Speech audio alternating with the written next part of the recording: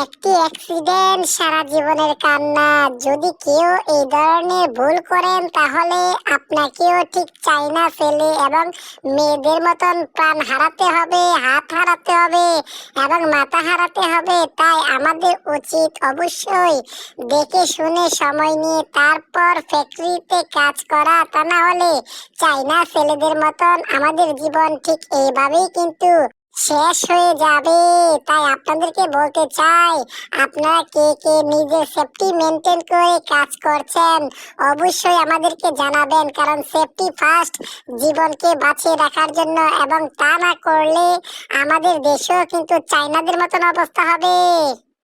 যদি আপনার পরিবারকে ভালোবাসেন তাহলে অবশ্যই এই ছবিটাকে একটি লাইক করবেন।